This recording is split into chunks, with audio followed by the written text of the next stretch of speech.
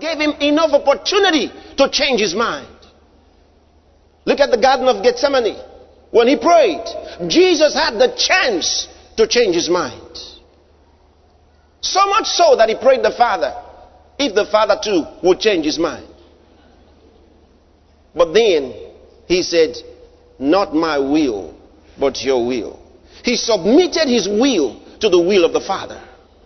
That's where you win. When you give your will to the will of the Father, that's where you win. That was where Jesus won.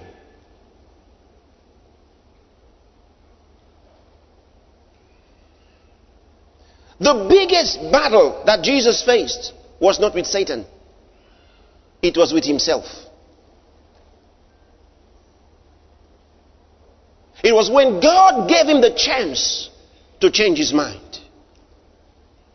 That was his biggest battle. Not with Satan.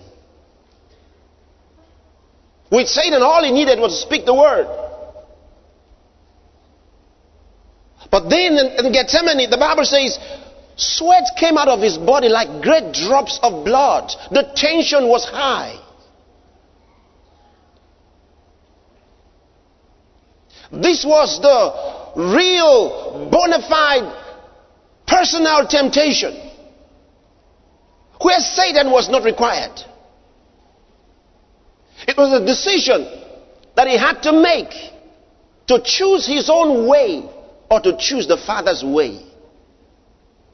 There's where the real battle of life is. It's not when Satan throws his fiery darts at you. Those are little things. It was when he said, listen, when Jesus won, this was the joy. This was everything. That's what brought us salvation. When he won and said, not my will, but thy will be done, and went to the cross for us. It was over. He had won. The greatest battle you will face as an individual is not with Satan. It's with yourself. It's with yourself. That's why Paul said, fight the good fight of faith. When he said, I have fought a good fight. I have finished my course. He was like his master, Jesus Christ. He fought that good fight in Gethsemane. And on the cross, he said, it is finished. It was done. And then gave up the ghost. Let his spirit go. That's your biggest fight.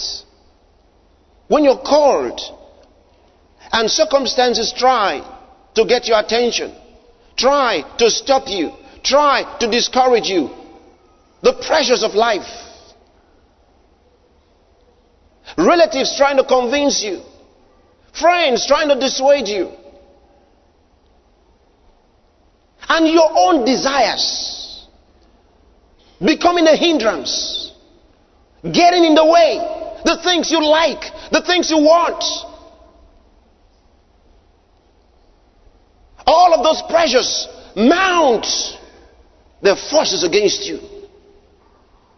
And then you start thinking, is it worth it? Should I be here? Should I give it up? Do I need to do this? Can't I do it any other way? It was like Jesus. He said, Father, if it be that I will let this cup pass from me, and let me not drink this one. Is there no other way? Is there no option?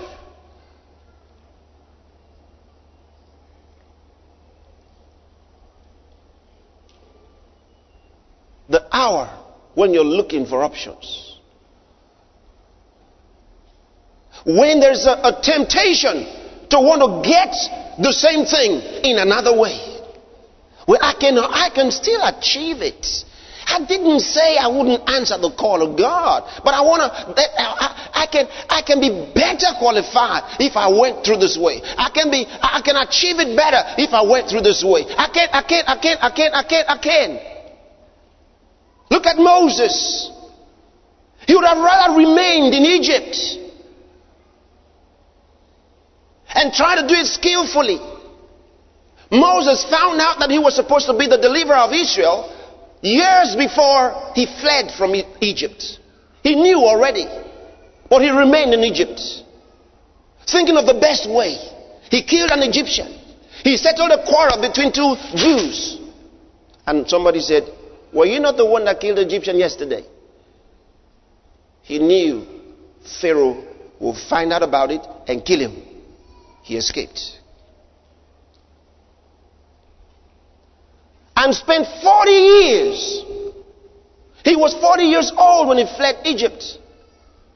He was in the wilderness another 40 years before God spoke to him. So he could unlearn all the things he learned in Egypt. Because he was not going to win as an army general. He was going to win as a shepherd. So God allowed him to be trained as a shepherd. Moses could have had it made had he been able to escape from the beginning. Because his people were shepherds. The Jews were shepherds. So they were despised by the Egyptians. The Egyptians, the Bible says, hated animal husbandry. They hated it. But that was what the Jews were.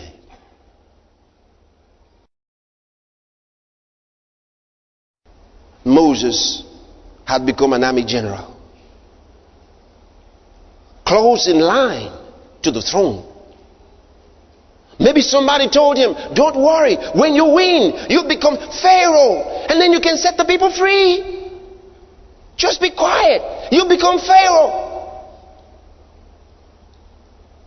Like somebody said, "I'm going to be the president of the country. When I become the president of the country, all the Christians will enjoy. Gospel preaching will be free everywhere." It has never happened. It will never happen. Not even Constantine was able to do it. Why? It is not by might. Federal might will never do it. It is not by might. Political might will never do it.